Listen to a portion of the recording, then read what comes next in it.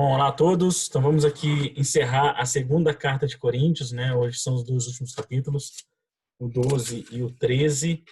Eles são mais curtinhos, né? A gente falou na semana passada do 10 e do 11, onde Paulo aproveitou aqui da carta para se defender, né? Vamos dizer assim, entre aspas, de algumas considerações que a comunidade de Coríntios fazia a ele. E aí depois ele conta aqui também, né? Ele entra aqui nos falsos profetas, né? Fala isso aqui muito bem, sobre o tema dos falsos profetas, que a gente também aborda aqui na doutrina espírita, no Evangelho segundo o Espiritismo. Agora, no encerramento, o Paulo ele traz aqui um aspecto, né? Principalmente o capítulo 13 é mais uma despedida, mas o capítulo 12, que ele chama aqui de revelações e fraquezas, ele traz aqui um aspecto que para a gente da doutrina espírita é muito interessante, né? Porque quando ele fala de revelações e fraquezas, né, ele comenta aqui no capítulo 12, talvez um dos pontos mais importantes para um trabalhador espírita, para um praticante da doutrina espírita, e principalmente para os médiuns formados e trabalhadores, né? Que é o grande ponto que a gente vê acontecer o tempo todo, e nós mesmos muitas vezes passamos por isso, e se não vigiarmos, perdemos a oportunidade dessa encarnação como tarefeiro, através do aparelho mediúnico que a gente ocupa enquanto espírito. É um dos pontos mais importantes, que é a mediunidade e o orgulho, né? Ele trata muito aqui da questão da mediunidade e do orgulho. E quando a gente fala mediunidade e orgulho, né, nas palavras dele, como não tinha lá ainda o livro dos médiuns, né, disponíveis para eles, ele traz como revelações, né, que a gente o ato mediúnico é um ato de fato de revelações, né, e ele traz a fraqueza, que a fraqueza é o quê? É o orgulho. É aquilo que deixa a obra da mediunidade com Jesus enfraquecida, né, fraquejada. E aí ele aborda nesse 12 de forma muito interessante. Acho que a gente tem bastantes temas aqui para falar dentro desse contexto da mediunidade, do orgulho, né? É um pouquinho do chamar a atenção para esse tema que ele fala para o povo de Coríntios, e que a nós aqui se aplica muito bem também para nós usarmos isso aqui no nosso dia a dia, né? Nas nossas tarefas. Vocês também entenderam por aí, né? Que a gente conversou antes, né? No capítulo 12. Né? Bom, da minha parte, então, começando aqui, né? Aqui no versículo 1, né? Ele já dá aqui o aspecto mediúnico da coisa. Né? No versículo 1, ele já apresenta a mediunidade aqui muito clara para a gente que estuda. Né? E o papel do médium, então, ele traz já o conceito da mediunidade e já reforça essa importância da humildade enquanto aparelho mediúnico, enquanto médium, né, enquanto intermediário aqui encarnado. Porque ele fala, ó, se é questão de se orgulhar, embora tenha pouca utilidade, então ele já fala que o médium, né, tem pouca utilidade, então ele já combate aqui a prática mediúnica de se colocar como o principal ponto da tarefa mediúnica, né, o médium, passo as visões e revelações do Senhor, né? Então, o que ele valoriza aqui o Paulo nesse 1, né? Que ele já dá o resumo do capítulo inteiro. Ele fala, o médium, né? Tá aqui, não tem que se orgulhar, porque ele tem pouca utilidade. Ele é só um intermediário, né? Ele é só um intermediário que passa as visões e revelações do Senhor, né? Que o Senhor aqui a gente entende que são os espíritos evoluídos, os consagrados, igual ele chama aqui, né? Num certo momento, nessa carta toda, ele chama de consagrado. Então ele fala, eu aqui só passo as revelações do que vem do alto, né? Eu tenho, de fato, pouca utilidade. E por que ele fala isso? Que ele tem pouca utilidade? Porque se eles quiserem lá passar sem o Paulo, ele passa com escrita, com o fenômeno que a gente estuda da escrita direta, da clara audiência, né, de sons saindo no ar por puro efeito físico, né, da manipulação física. eles podem fazer aquela escrita direta que o Allan Kardec fazia lá do papelzinho dobrado, né? Enfim, diversas formas, né? Se eles querem, o Senhor quer passar as revelações e as visões para o povo humano, né? O médium, e o Paulo chama atenção aqui, ele, na verdade, ele tem pouca utilidade, né? Não precisa exatamente. Então, é mais uma oportunidade do que uma necessidade do plano espiritual contar com os médios aqui de psicofonia e psicografia, que é o que o Paulo cita aqui, né? Foi essa visão que eu tive já combatendo aqui o orgulho daquele médium, né? Dos médiums. Né? Eu fiz um comparativo também sobre esse assunto, lembrando que Kardec perguntou para o espírito de verdade, né? E se eu falhar? Exatamente, boa. Deus não coloca suas obras nos ombros de um só homem. Tem outros aí. Tem outros Pronto. vindo aí. E eu acho que quando você fala assim, eu sou só intermédio. É claro que para a gente que é espírita, nós somos médio, né? Meio, médio, meio. Exatamente. Né? E quando você fala, não, eu só estou aqui para passar o que veio de lá e tentar filtrar quando chega para mim, na minha matéria carnal, e tentar ser o mais coerente com o que eu vi. Porque Exatamente. há muita distorção quando a gente sabe quando o espiritual passa pela carne, há muita distorção se o médium não tiver uma coerência. Né? Isso aí eu estou estudando o negócio do Apocalipse aí, e João, até Emmanuel fala alguma coisa disso. Mas, enfim, é interessante que, às vezes, esse instrumento, até mesmo de Paulo, falar isso para eles, é o meio que a espiritualidade usa para que os outros entendam, ou até mesmo se tenha curiosidade, poxa, como é que é esse processo, né, de subir até o terceiro céu? O que aconteceu com Paulo, né? Porque imagina, e quando eu li isso, eu fiquei imaginando os soldados que acompanhavam ele quando ele caiu do camelo na porta da Damasco. Entendido nada. Tá falando com quem? O que está acontecendo com ele, né? E ele era toda aquela soberba. Não, imagina o soldado olhando para Saulo, até então, no chão, e falando, ficou louco. Doidou, Né? né? Doidou. Então, por aí que a gente vê. E a gente aprende que a doutrina espírita já vem falando que esse processo já é muito antigo. Né? Então, Paulo só veio reforçar. E como a Renata disse em nossas aberturas, Renata, não tem como. Eu queria entender, para a gente, talvez, que é da doutrina, é todo um processo mediúnico aqui e um contato com os espíritos. Exatamente. É muito impressionante, né? É um belo chamado aqui já do Paulo, essa questão do orgulho. Porque a prática mediúnica, né, para o médium formado, ele é natural esse vislumbre, né? É natural esse encantamento. Acho que todos nós passamos por isso, né? Eu me lembro quando eu me formei no mediúnico, comecei a tarefar, né? E aí eu queria contar para todo mundo, falar, nossa, não sabe como é que é, o que acontece, o que você vê, o que você vê, né? Você tem esse. Aí depois, com o tempo, você vai vendo que você nem comenta nada, que gera um baita constrangimento. E não tem que comentar porque não tem utilidade, né? Comentar como foi feito o atendimento, como que era o fulano, como é que era a sensação, o que eu senti nisso, não tem utilidade, né? A gente, de fato, tem que se colocar igual o Paulo fala, embora tenha pouca utilidade, eu só passo as revelações e as visões do Senhor, né? nesse capítulo 1. Então, importantíssimo isso que ele já traz aqui, o aspecto da humildade do ato mediúnico, né?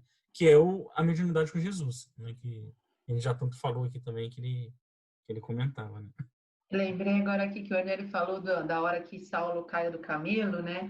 Daí para frente, parece que dá a impressão que abriu um portal, assim, para ele, e ele começou a ter muita mediunidade, assim, aflorou, Total. né? E aí, até então, eu acho que não era nada que ele tivesse muita consciência, mas daí para frente, ele tomou, assim, um banho de luz de Jesus, daí, puf, ele começou a ficar direto, porque ele fala que conhece um homem, tal, não sei o que lá, mas ele tá falando dele mesmo, né?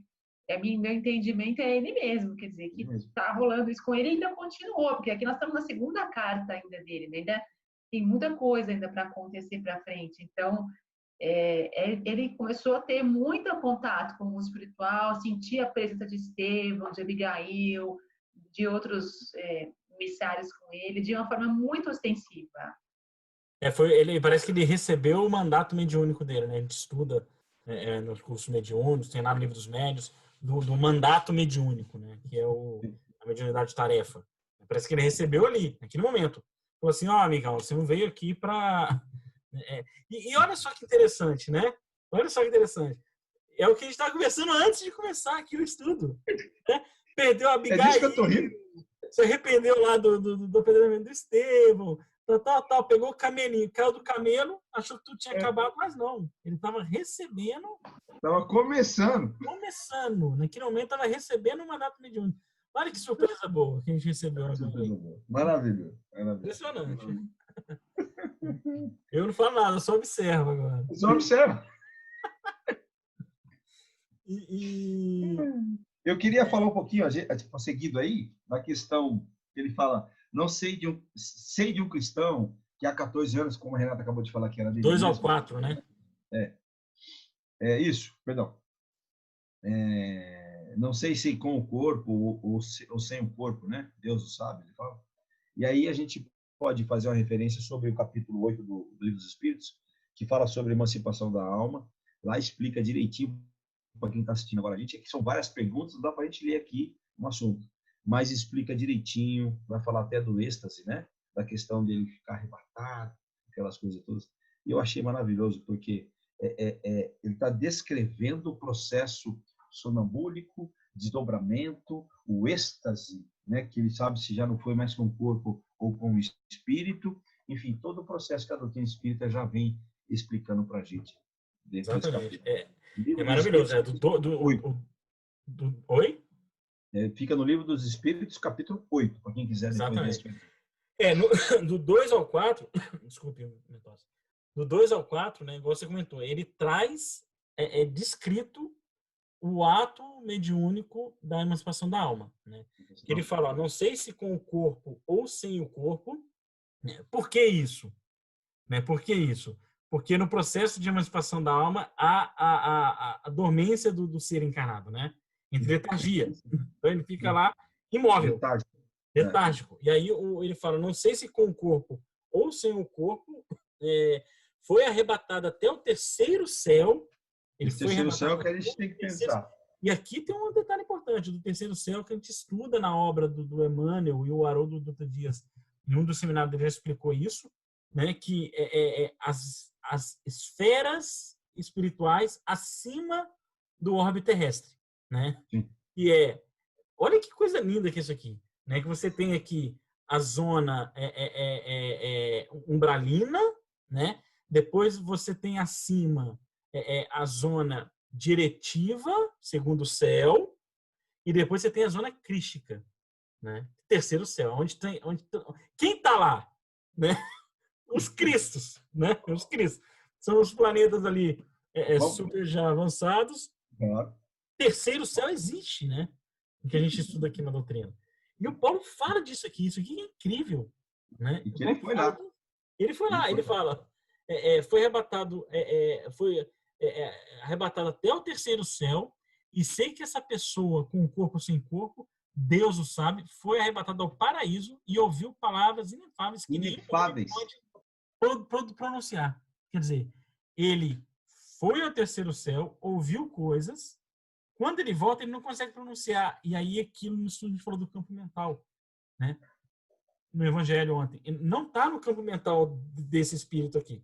Então, apesar dele ter recebido várias informações, quando o espírito volta, ele tem a vontade do espírito vai no campo mental, não encontra nada para explicar.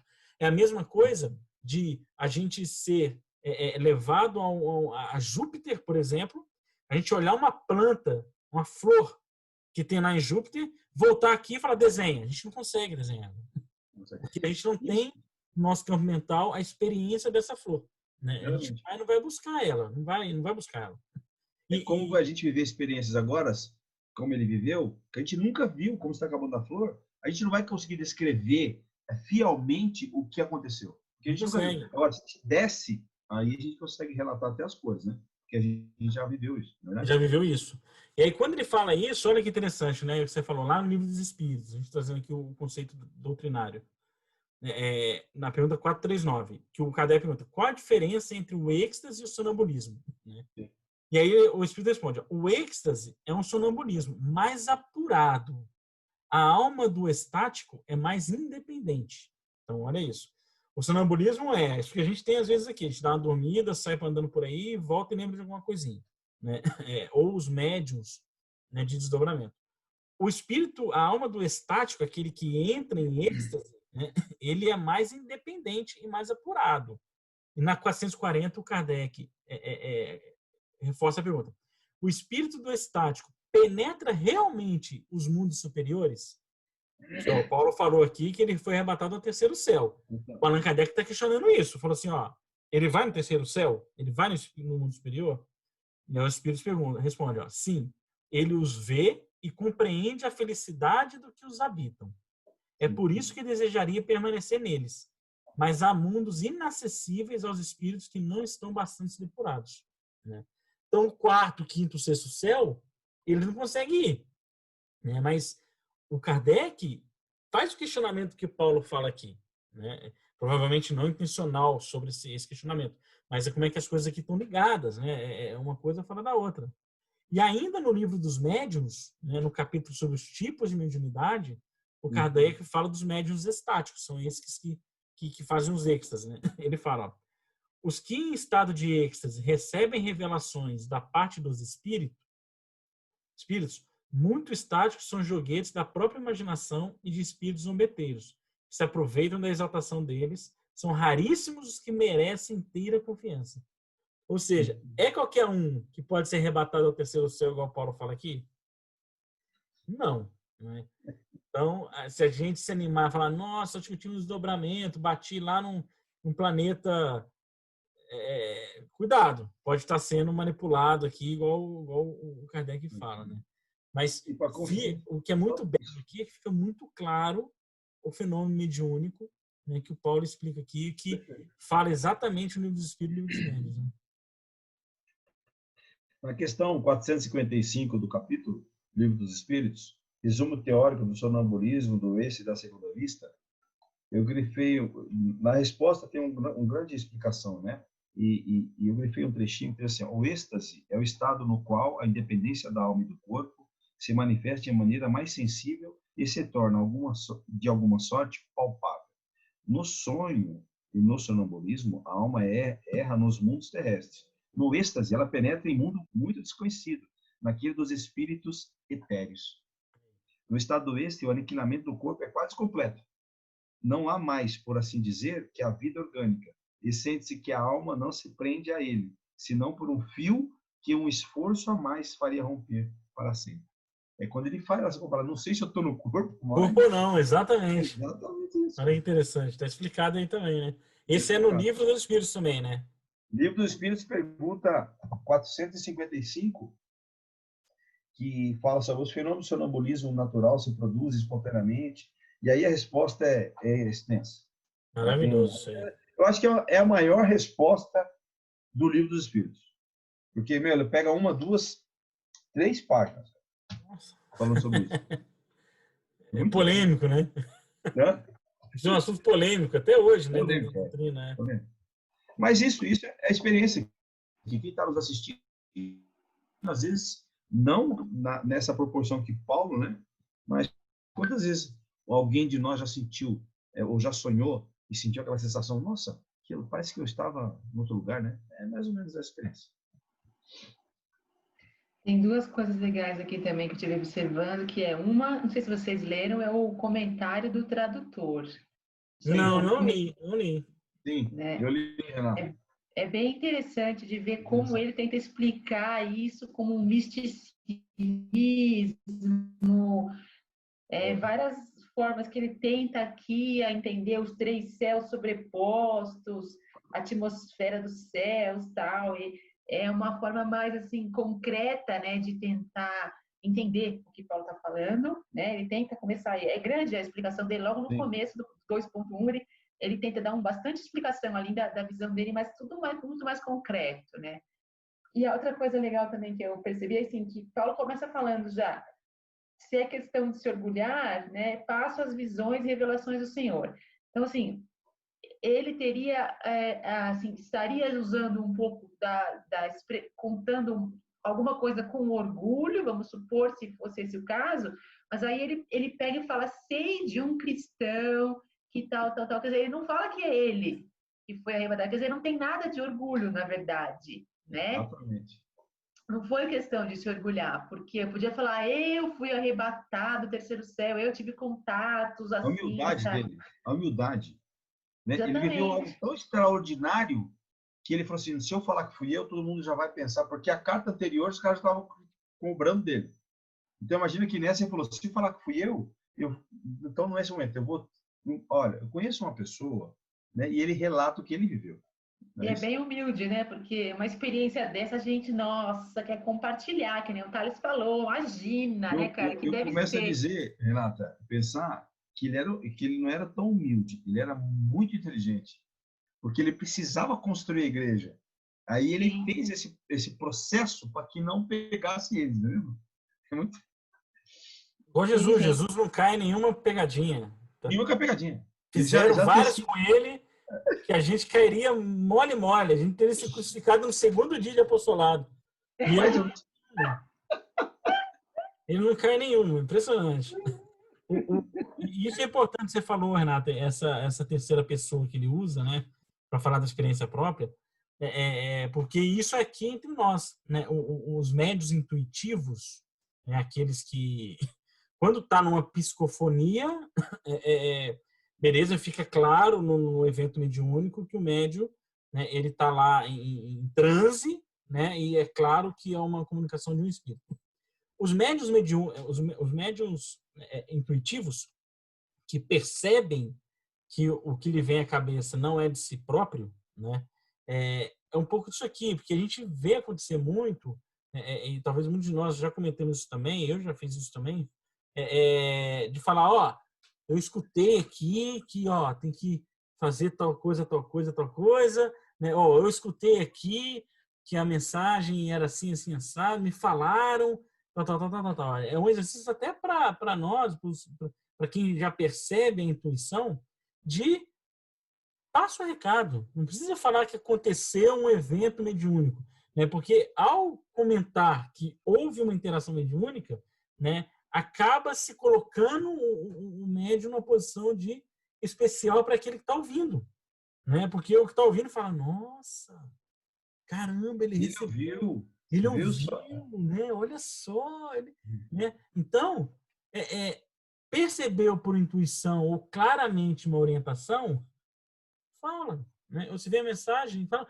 uma vez um amigo falou comigo, terceira pessoa, um amigo falou comigo que tal, nesse Eu momento escutei final. falando uma vez lá atrás. Eu escutei uma vez falando lá atrás, né? Tal. Trabalhar essa humildade. Não trazer a execução da mensagem, colocando o intermediário como parte principal e útil, né? Que é o que ele fala lá de fato, muito bem colocado aí essa reflexão.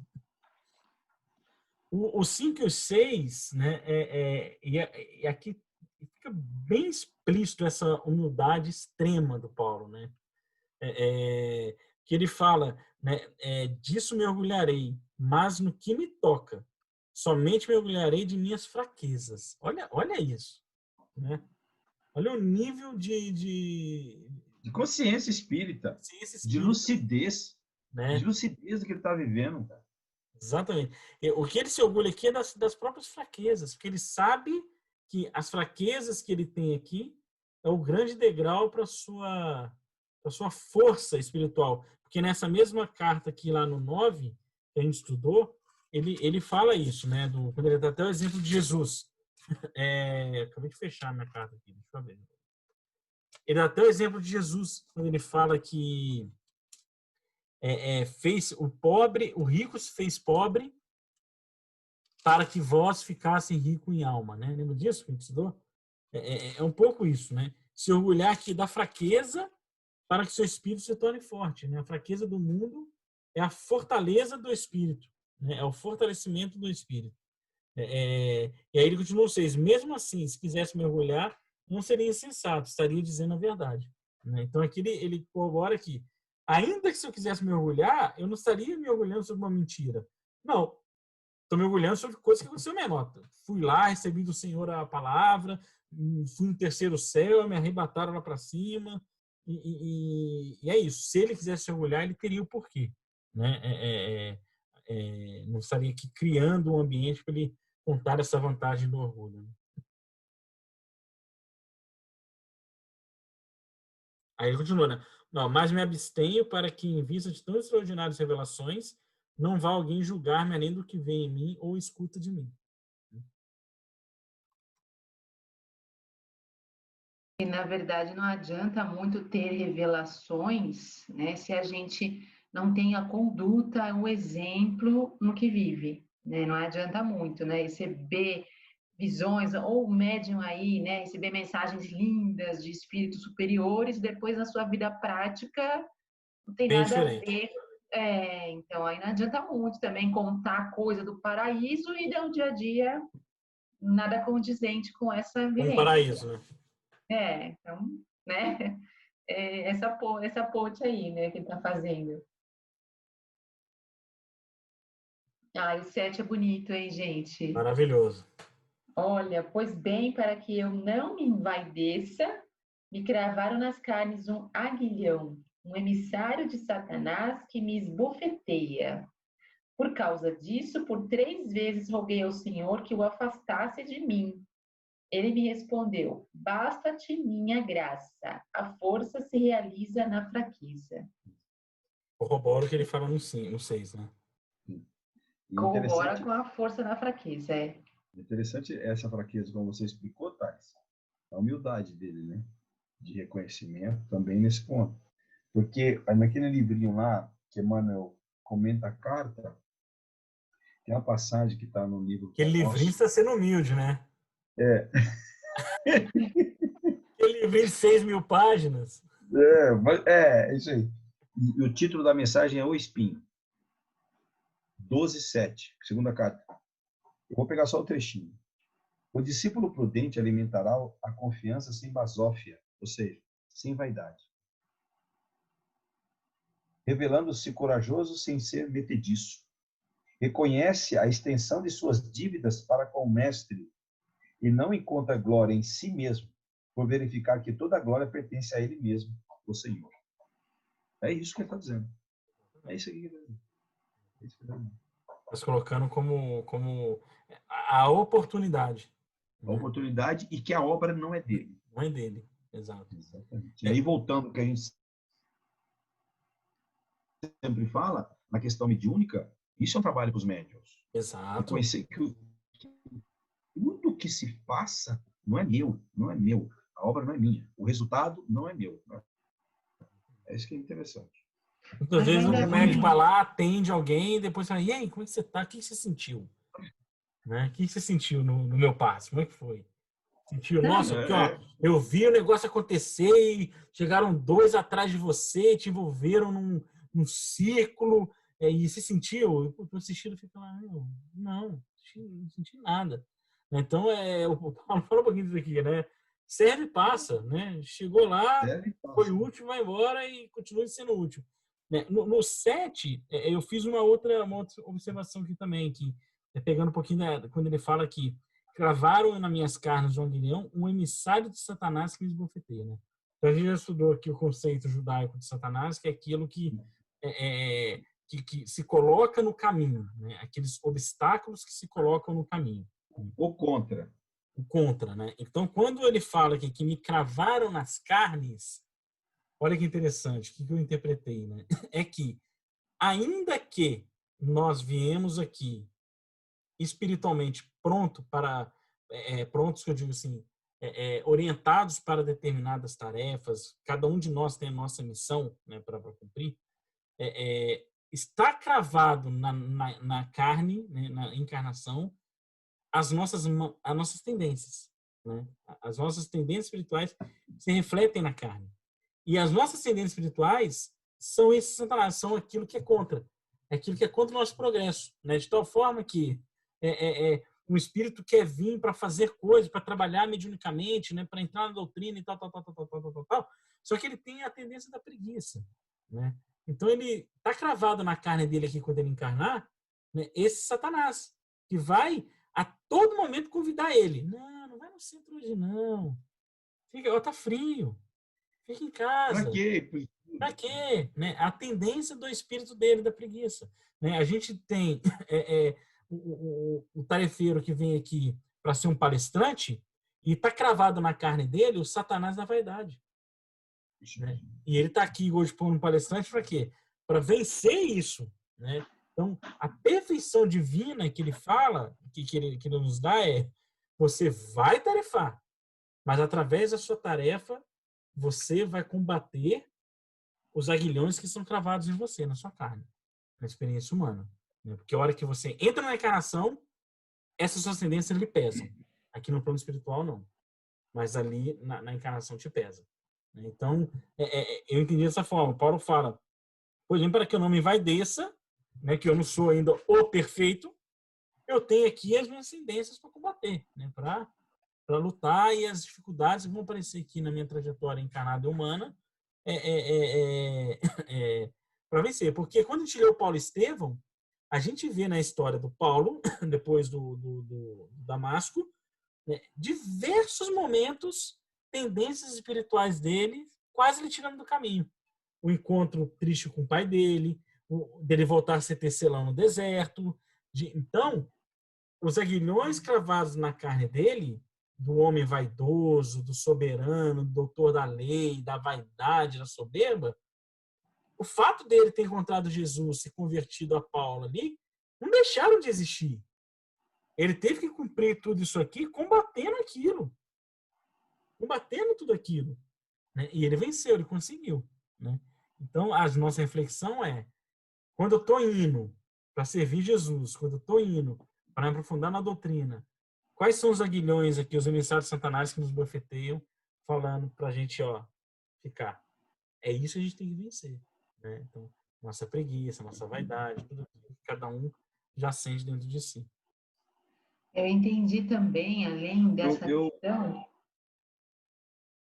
que Pode falar, Renata. ele também tem obsessores espirituais também, que ele também percebe, né? Que também tentam desviar ele do caminho, né? Então, ele fala assim que ele, por 3 vezes, roguei ao Senhor que o afastasse de mim. Né? Então, ele também tem obsessores espirituais lá que também, né? Ele mandou matar tanta gente, ele fez tanta coisa, quer dizer, como estaria agora sem nenhum obsessor também? Acho que não, né?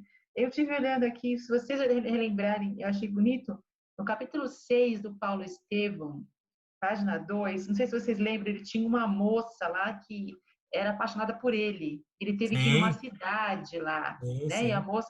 E a moça recebia lá, tinha influência mediúnica e tal, né? E aí tem um parágrafo aqui que eu vou ler para vocês. Que eu fiz sobre a carne, o desejo carnal. É dessa moça aqui.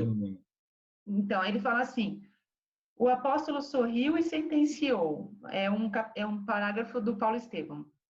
Ele estava junto com Silas. Porventura, Silas, poder-se-á na terra julgar qualquer trabalho antes de concluído? Aquele espírito poderia falar em Deus, mas não vinha de Deus. Que fizemos para receber elogios? Dia e noite estamos lutando contra as imperfeições de nossa alma. Jesus mandou que ensinássemos a fim de aprendermos duramente. Não ignoras como vivo em batalha com o espinho dos desejos inferiores. Então, seria justo aceitarmos títulos imerecidos quando o mestre rejeitou o qualificativo de bom? Claro que, se aquele espírito viesse de Jesus, outras seriam suas palavras. Estimularia nosso esforço, compreendendo nossas fraquezas. Além do mais, procurei informar-me a respeito da jovem, e sei que ela é hoje a chave de grande movimento comercial. E aí continua, Silas impressionou-se com os esclarecimentos mais que justos.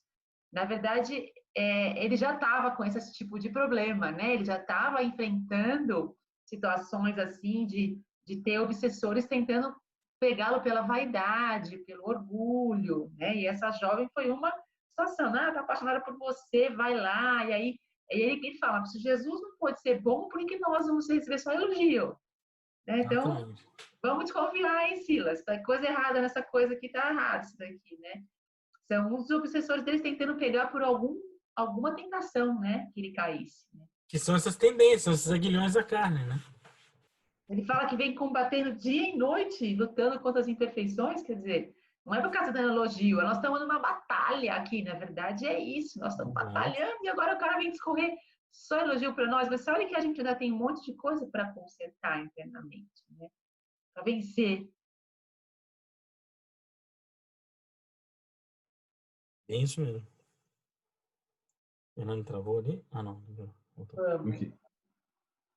Bom, aí no 8, do 8 ao 10, a Renata já introduziu aí o 8, né? Quando ela continuou o 7 ali no 8. Eu separei o bloco do 8 ao 10, para mim ele fala aqui sobre não fugir das provas, né? E a necessidade das nossas provas aqui encarnatórias. E a necessidade de se submeter às vontades de Deus, né? Ser menor, ser o fraco, como ele fala aqui. Quando ele fala, por causa disso, 3 vezes roguei ao Senhor que o afastasse de mim. Quer dizer, ele está querendo que fugir das provas, né? Que a gente acabou de comentar aqui, das tendências, de vencer isso. E ele me respondeu, basta-te minha graça e a força se realiza na fraqueza. Portanto, com muito gosto me orgulharei de minhas fraquezas, para que se aloje em mim o poder de Cristo. Por isso estou contente com as fraquezas, insolências, necessidades, perseguições e angústias por Cristo. Pois quando sou fraco, então sou forte. Então, olha que interessante isso quando ele fala que ele tentou fugir das suas provas, né, daqueles aguilhões, aquilo que lhe atrasava a sua marcha, pediu a Deus para afastar dele, né, pediu a Deus para afastar dele essas provas, e Deus respondeu, falou assim, não, submeta-se à minha vontade, faça-se fraco, e verás na minha graça toda a força que você precisa. A sua fraqueza te tornará forte. Isso aqui é de um ensinamento para a gente maravilhoso, né? Porque a gente estava falando mais cedo também, quando vem as nossas provas, a gente fala, poxa, não quero passar por isso, né? Afasta de mim isso, né? Resolve para mim, né? Só que não. Coloque-se em posição de humildade, faça-se fraco, pois verás o tanto que você é forte, né? E às vezes, se a gente recordar na nossa própria encarnação, os momentos de lampejos que nós tivemos, que seguimos por intuição essa recomendação, como nós saímos fortalecidos depois? O quanto saímos fortalecidos depois? Corroborando aqui o que o Paulo narra, né? Eu achei muito bonito aqui também, que eu acho que a gente analisar as nossas fraquezas aqui e aceitar, né? Então, sou sim orgulhoso, sim, sou sim, tudo que cada um tiver ainda de perfeição, uma importância muito grande é a gente tentar, sinceramente, fazer um mapeamento dos nossos vícios, imperfeições e tudo mais, né? E virtudes também, né? Não só também ficar olhando o que é ruim, vamos também celebrar o que já conseguimos conquistar. E depois a gente falar, é isso que tem para hoje, é assim que somos agora, então são essas dificuldades, essas provas de vencer essas imperfeições que vão me fortalecendo, né? Para isso que eu estou aqui também, para vencer, né? Nós não somos anjo para vir missão para ninguém ainda, então vamos colocar o pé no chão e falar essas fraquezas que vão nos fortalecer, né? Então temos sim e acolher essas fraquezas. Eu acho muito importante esse ponto de não querer falar, ai, credo, sai de mim, orgulho, sai de mim. Ainda faz parte de mim isso tudo, né? Então, ok, vamos aos poucos tentar diminuindo isso e trabalhando. E com a graça de Jesus, a parte da graça é importante porque é que a gente está agradecido pelo o jeito que é hoje, né? A situação que tem hoje, o jeito que a gente é hoje internamente, quer dizer, as virtudes e os vícios, tudo do jeito que está hoje é a graça de Deus. Que se não fosse, a gente não estava nem aqui, né? Se não fosse pela vontade, pela graça de Deus, nem tinha sido criado, porque a gente nem sabe como veio parar aqui de verdade, né? Então, o que tem tudo de trajetória aí para trás, né? Que a gente já viveu. Então, é muito importante a gente ter essa questão. Se não fosse a graça de Deus, não estaria do jeito que está. Então, vamos acolher o que tem hoje, do jeito que é, e isso nos fortaleça para seguir, né? Que a gente já vem seguindo. Isso que é legal. Só no livro de Emmanuel, lá, né? A graça do Senhor. Já viu esse texto? Recomendo.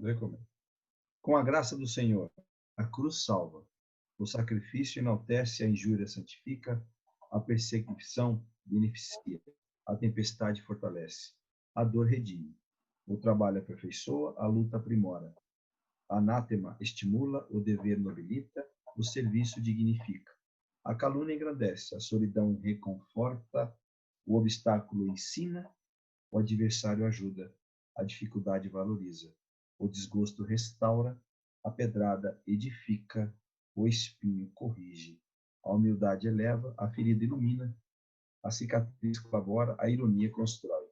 E aí ele fecha: é razoável que muitos homens estejam à procura de dádivas transitórias do mundo, mas que o cristão não ouvide o mais sublime dom da vida, a graça do Senhor, base da felicidade real do discípulo fiel, onde quer que se encontre. Precisa imprimir e fazer um quadro, né? Colocar isso na Colocar lá parede. pra gente, irmão. Vou ler todo dia. Todo dia, irmão. Para aí reclamar. Deveríamos mesmo. Coisa linda, né, cara? Demais. O que é a doutrina? É impressionante. O que são as Impressionante, cara. O que é o Emmanuel? A gente não... Temos que fazer igual o Paulo, cara. Não podemos arrebanhar todos pra gente, né? Porque a gente se regozija, né? Exatamente. Assim eu posso dizer, né? Com todos esses ensinamentos. Né? Aí, seguindo aqui, do 11 ao 15, né, eu vi isso tudo como um bloco só. O Paulo dando exemplo desse verdadeiro apostolado, né? Ele se compara lá com aqueles falsos profetas que ele abordou no capítulo 10, e que se aproveita dos recursos daqueles que os ajudam. É até interessante, um pouco engraçado o que o Paulo fala aqui. Eu achei até que uma pitada de humor. Mas tem alguns pontos aqui que eu queria destacar, né? Quando o Paulo fala, pois embora eu não seja nada, né? Então ele fortalece aqui a humildade dele, né? Embora eu não seja nada, em nada sou inferior aos super apóstolos, né? Então, esses super apóstolos aqui, ele chama os falsos profetas, que ele falou naquele outro capítulo, e ele se compara a esses super apóstolos no mesmo nível, mesmo patamar, né? Aqui falando de espiritual e não de ações aqui no mundo, mas por quê? Todos nós aqui somos aprendizes, né? Todos nós aqui estamos na luta, todos nós aqui estamos...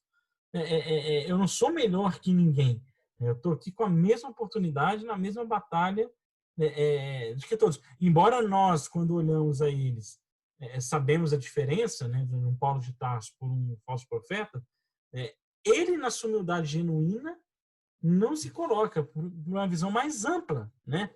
Ele de fato tem uma visão mais ampla aqui. Porque quando eu olho, se eu olhar só para mim e para o outro, eu capaz de eu me ver assim mais superior. Agora, quando eu olho aqui toda uma existência, né, e acima de todos o Cristo, de Deus e tudo mais, a gente vê que acaba que no final aqui todo mundo é meio que igual, tá todo mundo aqui prova expiação, e é genuíno esse sentimento dele. Né? O que é bonito aqui é que é genuíno, de fato.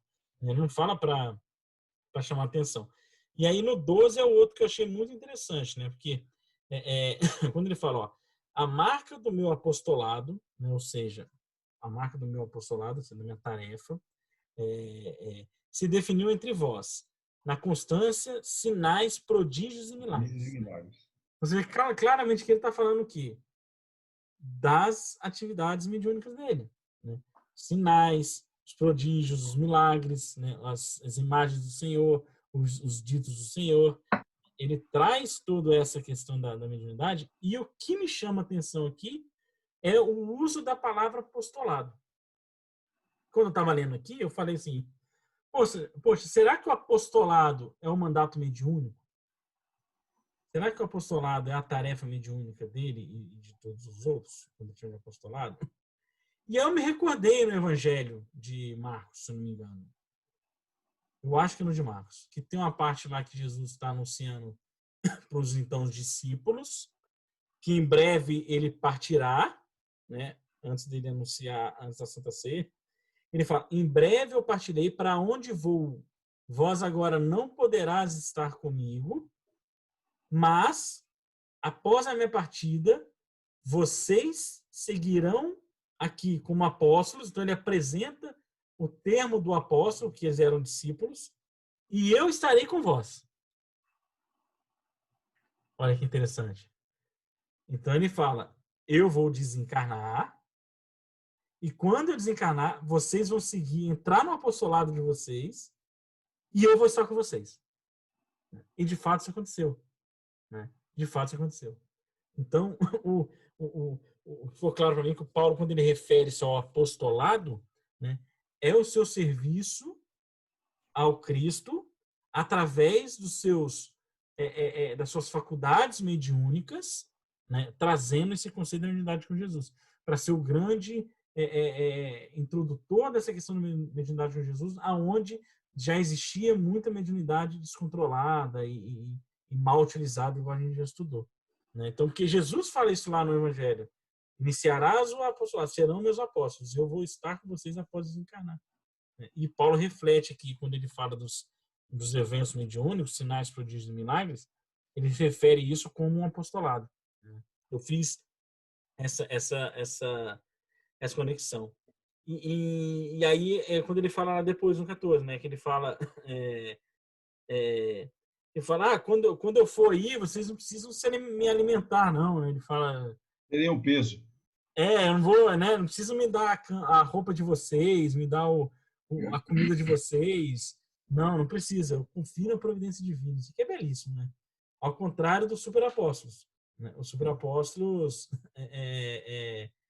eles iam lá, pelo que ele conta, ia lá, não, me dá comida aqui, me serve, me dá seu cobertor. E muitos deles, por acreditar fielmente nesse falso profeta, deixavam de ter para si, para sua família, para ofertar ao superapóstolo, né?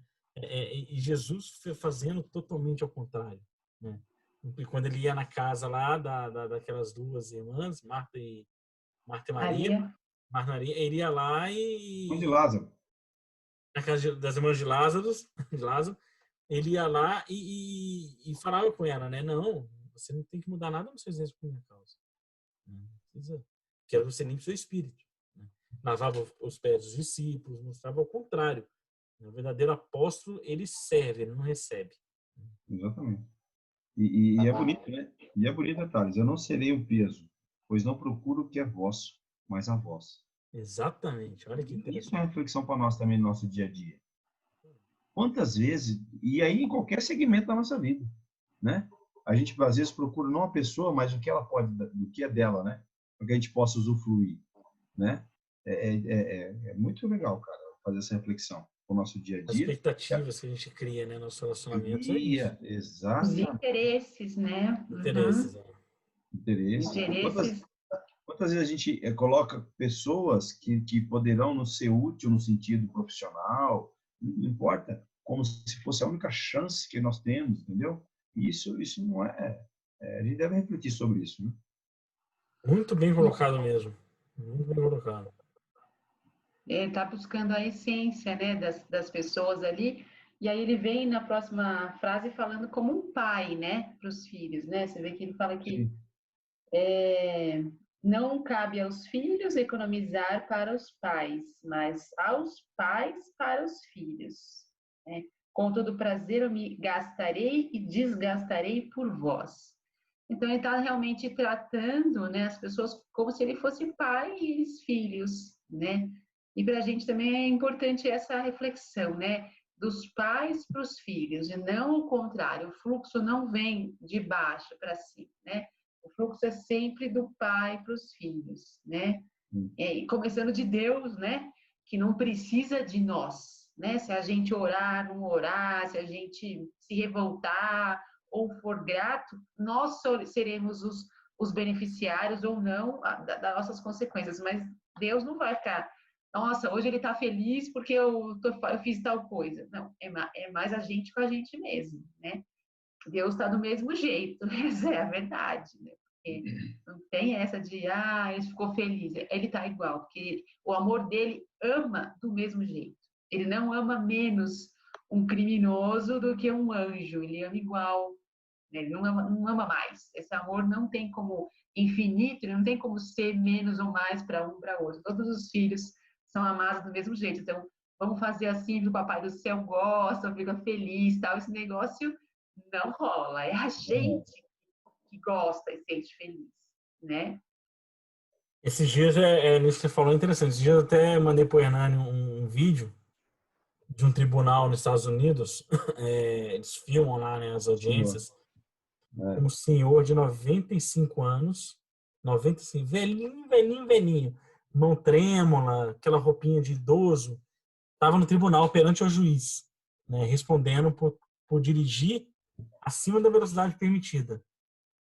95 anos, 95 anos. Saiu no rolê. O juiz para ele e interroga. O senhor tem quantos anos? E ele fala, 95. Ele, calma, 95 anos.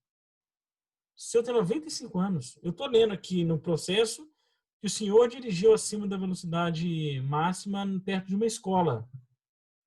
E aí o senhor de 95 anos fala, eu sempre dirijo devagar, até pela minha idade. Mas nesse dia, eu acho que, de fato, eu dirigi acima da velocidade.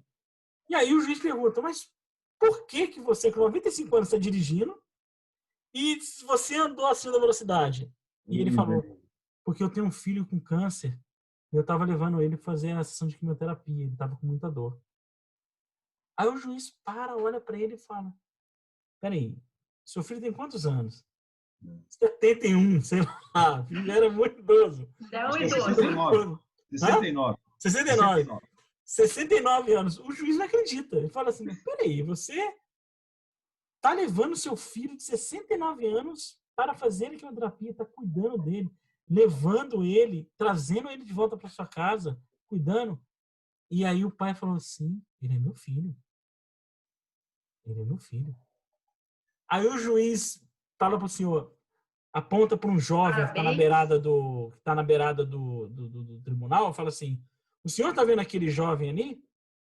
Aí o velhinho olha assim, sim, então, aquele ali é meu filho. Você acabou de colocar um peso sobre minhas costas agora, no seu exército. Ele falou. E aí o velhinho faz assim. Tipo... Né? É o fluxo da vida. Exato. E aí o juiz fala, olha, eu nada tenho com você, o senhor é um exemplo.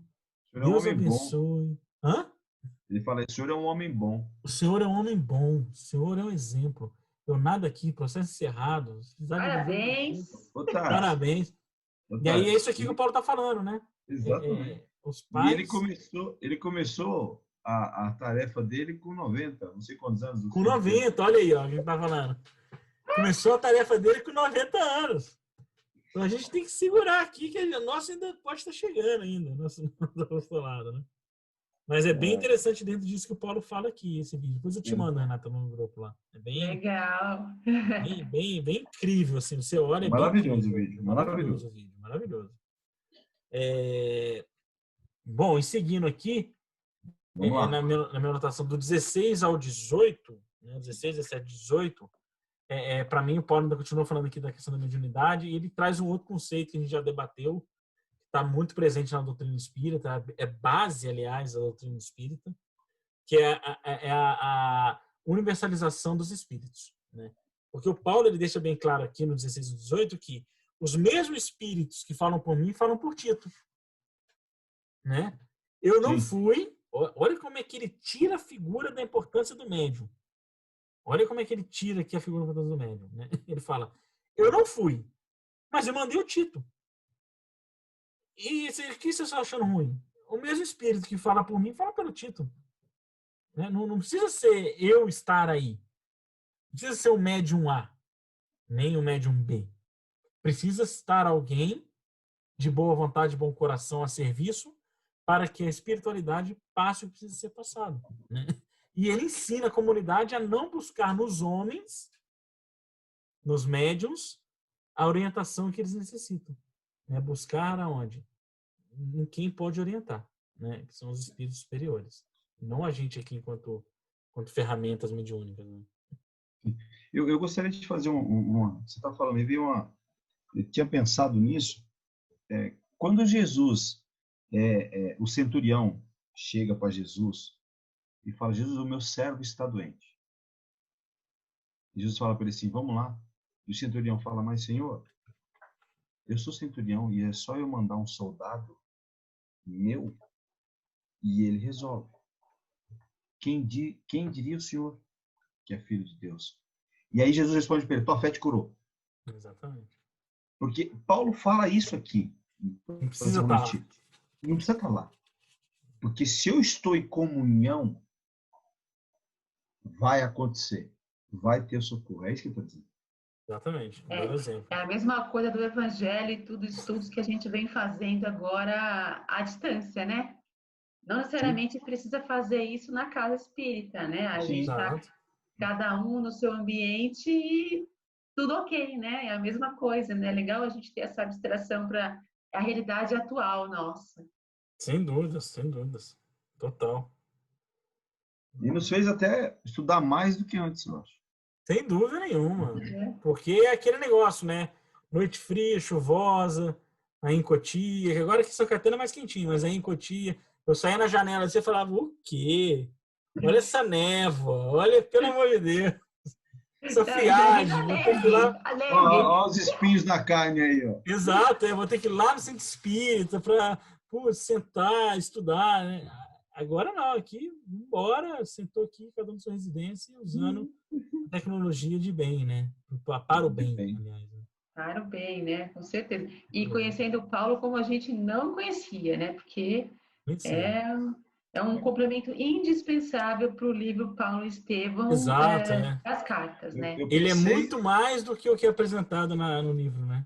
Eu pensei que depois de acabar aqui, ler de novo Paulo Estevão. Com certeza, com certeza. Vai ter outra visão. Com certeza. Outra visão. Bom, então encerrando o 12, do 19 ao 22, na minha anotação, o Paulo aqui ele faz o encerramento, né, antes das despedidas, né, porque o 13 é só a despedida, então ele encerra aqui as recomendações, encerra as orientações, encerra os pedidos e se preocupa com o rompimento da comunidade, né? Então, você vê que ainda que ele deu a carta toda aqui, a primeira e a segunda, para Coríntios, né? Ele fala: a minha parte eu fiz, mas me preocupa a parte de vocês fazendo a parte de vocês, né? Mas ele não cobra. Isso é muito bonito. Ele não cobra e ainda tenta consertar o que está errado. E tenta consertar o que está errado, porque às vezes a gente quer, a gente falou disso também hoje já no vídeo. Eu fiz uma anotação sobre isso. A gente sobre quer o grupo mediúnico nas casas espíritas. Exatamente. Observa. Quantas vezes nós sabemos, olha, o grupo rachou. Por quê? Ou faltou a coerência da humildade, como das fraquezas dele, de ter um líder para isso, para que o grupo não se dissipe. De ele chamar a atenção, como ele faz, mas se manter um grupo de uma casa coesa. Quantas casas deveriam executar algo que se perdeu? Um monte. Entende? Então, acho que essa relação que você falou, que eu fiz a anotação sobre isso. Exato. Ele se preocupa, falou: fiz minha parte, me preocupa a parte de vocês, mas é a parte de vocês. Né? É a parte de vocês. Jesus, com Publio Lentulus, que depois viria a ser o nosso Emmanuel, mesma coisa. Jesus foi lá ao encontro dele e fez a parte dele. Se preocupou com as decisões de Públio, mas falou: Públio, é do seu querer. Daqui para frente é contigo, amigão. Eu tô indo. Você pode me seguir ou sofrer. Mas se preocupou. Agora ou daqui século. Mas ele se preocupou, mas não interviu. Não interviu. E o Paulo faz isso aqui: olha, gente, fiz tudo isso aqui, tô preocupadíssimo com vocês aí, mas tá com vocês aí. A minha parte eu fiz. Agora aqui é o esforço de cada um, né? Porque a felicidade do progresso, ela é inerente à conquista de cada espírito, né? Se fosse dado o progresso para o espírito, aquele espírito não seria feliz, né? Se nós amarrássemos nossos bebês pernas mecânicas para mover por eles, eles seriam adultos andando, mas com certeza não seriam felizes, né? Porque ele não conquistou, né, a liberdade do andar. É a mesma Deixar coisa o de ver Paulo as aqui. escolhas, né?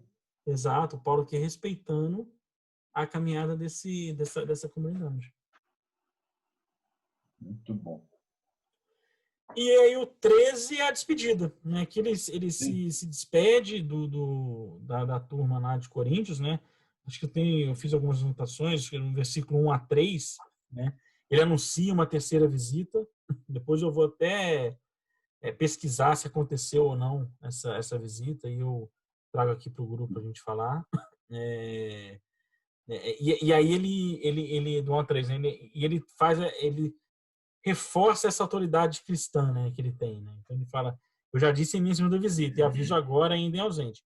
Quando voltar, não terei considerações, visto que desejar é uma prova de que Cristo fala por meu intermédio. Olha aqui, ó, mediunidade de novo, né? Querer uma prova que Cristo fala por meu intermédio. Ele, que para vós não é fraco, mas poderoso. Então ele corrobora que a autoridade cristã, né, que ele tem, né? Ó, gente, quem está comigo aqui, falando comigo aqui, não é qualquer mentor, não. O negócio aqui é mais. O Terceiro negócio aqui céu. é mais em cima. É um homem. Eu estava com o homem. Eu fico imaginando, né, Hernani, a gente aqui na nossa pequenez, quando a Nossa. gente se coloca à disposição e a bondade divina permite que um mentor, através de nós, se manifeste, a gente, né, sente a força daquela energia que atinge o nosso físico de tal forma que depois a gente fica molenga, né? A gente fica com aquela sensação de flutuando, né? De, nossa, imagina o Paulo mediunizando o Estevão, Ah, sei lá, Jesus, mediunizando essa turma, como é que era? É impressionante, né? É cara, impressionante. É o êxtase que É ele o fala. êxtase. Com certeza É o é êxtase. sentir Agora, o céu. você falou de um personagem que eu acho que deveria, mais para frente, a gente parar e estudar um pouco, tentar buscar algo sobre ele. Que é Estevão, né? Ué, tá no Atos dos Apóstolos. Fala muito dele aqui no Atos dos Apóstolos. Eu acho Antes que a das gente cartas. A gente deve. pode estudar eles. Né? Tem uns Porque 3 capítulos aqui. é uma figura emblemática no sentido de que ele passou ileso pelas provas, né, cara? Pelo menos o que a gente aprende dentro do livro de Paulo Estevam. Aqui, ó, Atos dos Apóstolos, capítulo 7. Discurso de Estevão. Que tem lá no Paulo Paulo Estevam. Estevão, né? Vamos Mas pensar lá nisso tá então. ampliado, né? Aquele lá É, do Paulo Estevão tá ampliado. Tá porque ampliado. você imagina aquela passagem de Paulo, do livro, que ele está sendo apedrejado, e Jesus aparece para ele É. e acaricia seus cabelos. Nossa Senhora. Imagina. Eu já desencarnava ali na hora antes. Eu tenho a segunda morte, eu já passo Eu pelas já duas tenho, mortes. eu já tenho a segunda desencarnação. O meu espírito ia desencarnado, o meu espírito ia sair do perispírito. Não ia pular. Aí ia ficar perdido, né, no espaço. Uns 4 metros de longe do espírito, sumiu. Exatamente, exatamente. Enfim. Aí no 4 e no 6, 4 ao 6, isso aqui eu achei bastante legal também da gente refletir aqui, uma coisa importante. Porque, olha, que o Paulo, e aqui eu vou me ater a ler o trecho, né? Ó, o que o Paulo fala? Pois, embora por sua fraqueza tenha sido crucificado, falando de Jesus, pelo poder de Deus está vivo. Da mesma forma, nós, se partilhamos sua fraqueza, partilhemos diante de vós sua vida pelo poder de Deus. Examinai-vos e comprovai se vos conservais na fé. Não conseguis descobrir Jesus Cristo em vós? Sinal de que não superaste a prova. Mas espero que reconheçais que eu, sim, a superei. Né? Olha aqui um fundamento doutrinário importante que a gente estuda no Espírito. Ó. que o Paulo está dizendo aqui? Ele está falando assim, Jesus, através da sua fraqueza, ou seja, o seu exemplo de humildade, de amor e de caridade, foi crucificado. Mas, logo depois, estava vivo. Né? Logo depois, apareceu lá, depois de 2 dias, para Maria Madalena, na caverna e tudo mais. O que o Paulo chamando a atenção aqui? E ele fala, se vocês conservarem a fé, também forem fracos, após a morte de vocês, vocês também estarão vivos. Né? Caso vocês não superem as provas aqui sendo fracos, vocês não reconhecerão Jesus vivo. Né? Então, o meu ponto que eu quero refletir com vocês, montar um raciocínio Jesus desencarnou e 3 dias depois, Jesus viveu a vida daquela forma, desencarnou e 3 dias depois estava vivo. E Paulo fala que se nós quisermos estar vivo depois do desencarne, que nós façamos como Jesus, sendo fraco, trabalhando no amor, fraco aqui na Terra, trabalhando no amor e a caridade. Ele chama atenção aqui, né, para a questão da erraticidade em sofrimento. Né? Ou seja, nós que não seguimos o exemplo de Jesus aqui, à risca, quando nós desencarnamos, nós não estamos vivos logo depois de novo. A gente fica um tempo bem longo, né, na prisão da nossa própria consciência. Dos nossos próprios erros. A gente fica no estado errante do ajuste do sofrimento, de tal forma que, se a gente desencarna hoje, daqui a 3 dias, a gente não aparece mediunicamente para ninguém.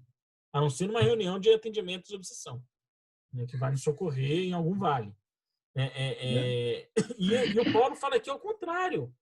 Ele fala, sigamos aqui o exemplo de Cristo, que ele mostrou que ele foi crucificado e depois estava vivo. Que era como eles entendiam na época. Jesus parecia lá mediunicamente, claro, evidente, ou materializado. Né? Só que ele fala que se não for assim, a gente não vai estar vivo. A gente vai desencarnar e vai ficar morto, entre aspas, um bom tempo. Até a gente poder aqui aparecer e voltar. Então, qual que é a chamada de atenção que eu tenho aqui, né, quando eu leio isso? Poxa, como é que a gente quer que seja o nosso pós-morte, né? Como é que a gente quer que seja o nosso pós-morte? Nós queremos desencarnar e já encontrar aqueles que nos amam? Nós queremos desencarnar e já dar de cara com o nosso mentor que nos acompanhou aqui?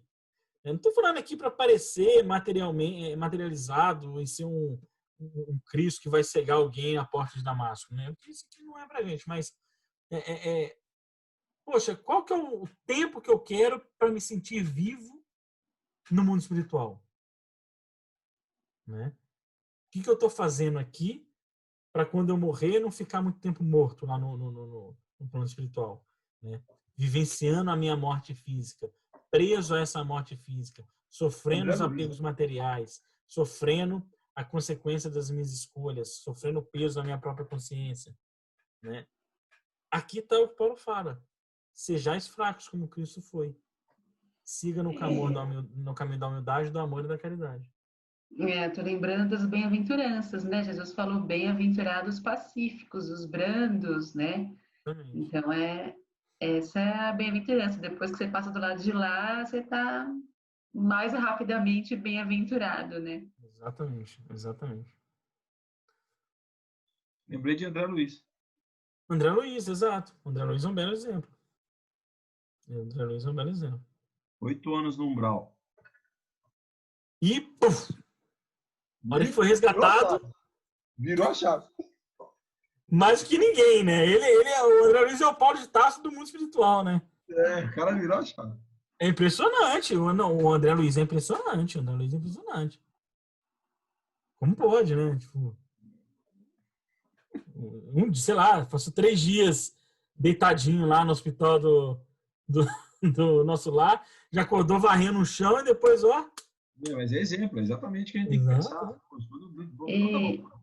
E é legal esses exemplos, assim como André Luiz também, Emmanuel, né, que também dá o exemplo, é tão humilde que conta pra gente, né? Eu passei 8 anos no umbral, minha vida foi assim assada, eu era médico e tal, e depois como é que foi todo esse processo, né, nessa série de livros que ele tem, ele conta pra gente as dúvidas dele, as perguntas que ele fez, todo o processo que ele foi acompanhado aí como um estagiário e tal, né? E Emmanuel também conta pra gente depois que ele virou escravo e tal, e depois desse encarnação. É legal esse negócio porque a gente também pega uma inspiração nessa carona desses exemplos aí, e com muita humildade, né? Porque contam essa trajetória de como eu era e como eu me transformei, como foi esse processo para eles, né? É bom compartilhar isso com a gente, né? A gente se inspira. Na verdade, nos dá esperança, né, Renato? É. Para nós sociedade falar, poxa, eu também posso. É isso que eles estão mostrando. Sim. Perfeito. Bom, da minha parte aqui... Hã? Nada podemos contra a verdade, e sim a favor da verdade. 8. Bonito, né? É bonito demais, né? Ou seja, o Cristo falou, né? Eu sou o caminho, a verdade e a vida, né? Nada podemos contra o Cristo, e sim a favor dele. Né? E da minha parte aqui, que eu achei belíssimo, para mim, ele fecha com chave de ouro essa carta, transmite todo o conhecimento que ele quer, num detalhe de palavras aqui, lá no 11 já, né? Na despedida final, no encerramento do capítulo. Quando Toda ele essa saudação é linda, né, gente? A saudação é linda, as saudações são lindas, E aqui tem detalhe de 2 palavrinhas, né, que eu achei maravilhoso, né, porque ele se direciona à comunidade e ele faz um pedido aqui que é extremamente importante, que a gente tem que também olhar para nós, para as casas espíritas, para os grupos de trabalho, de estudo, para a nossa família, para o nosso convívio social, nosso trabalho, ofício, né, da terra. Quando ele fala, ó, de resto, irmãos, ficai alegres. E aí ele vem com essas 2 palavras. Que ele faz o convite aqui para o auxílio mútuo. Ou seja, ajudem-se uns aos outros. Porque ele fala, de resto, irmãos, ficai alegres. Restabelecei-vos, consolai-vos, né? Restabeleçam-se vocês. Um caiu, o outro vai lá e levanta. O outro caiu, o outro vai lá e levanta. Um chorou, vai lá e consola. O outro chorou, vai lá e consola. Porque a gente quer abrir o mundo, a gente quer abraçar o mundo, né? A gente quer consolar o mundo, salvar o mundo. Oi, Carol. Oiê, tudo bem? Boa noite. A gente está aqui querendo abraçar o mundo, consolar o mundo, salvar o mundo, né? E se esquece daqueles que estão perto de nós, né? Que depende de nós, né? Que precisam do nosso auxílio, que precisam do nosso socorro. E ao mesmo tempo, às vezes, quando a gente cai, a gente chora, a gente sofre, a gente quer buscar auxílio longe, né? Deixa eu ir lá na casa espírita, passar um atendimento fraterno. Deixa eu ir lá no fulano de tal para eu me consolar, para ele me ouvir. E a gente tem que ir do nosso lado, alguém que nos ama, que a gente só tem que abrir o coração, trabalhar a humildade de falar, estou com um problema, preciso de ajuda, preciso de auxílio. Né? Se colocar ali nos pés e falar assim, você pode me ajudar, nem seja com um abraço? Então, o Paulo faz um chamado aqui muito bonito, né, de restabelecei-vos.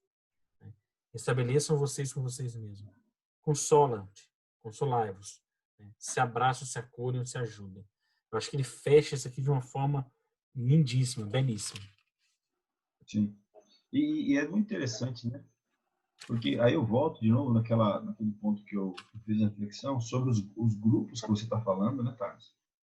Se todos os grupos fizessem isso, na questão de se ajudarem mutuamente, independente da religião ou do segmento, tudo ficaria diferente. Respeitando um ao outro, o tempo de cada um, tudo ficaria diferente. E nessa onda aqui no próximo, né, gente, no 12, ele fala: todos os consagrados vos saúdam. Então, na verdade, ele já fala, ó, todo mundo aqui tá mandando um beijo para vocês aí, um abraço, né, consagrados, né? Consagrados. Olha a observação. Você vê. Eu entendo aqui os espíritos da esfera superior, né? A galera aqui, né, toda já está com vocês, saúdam, quer dizer, vocês não estão sozinhos. Exatamente. E ainda termina bem linda, né? A graça do Senhor Jesus Cristo, o amor de Deus e a comunhão do Espírito Santo estejam com todos vós. É lindo porque isso foi adotado depois pela Igreja Católica, né? E continuou essa saudação final nas missas, né? Nos rituais católicos, eles continuam usando essa saudação de Paulo, né? Sim, sem dúvida.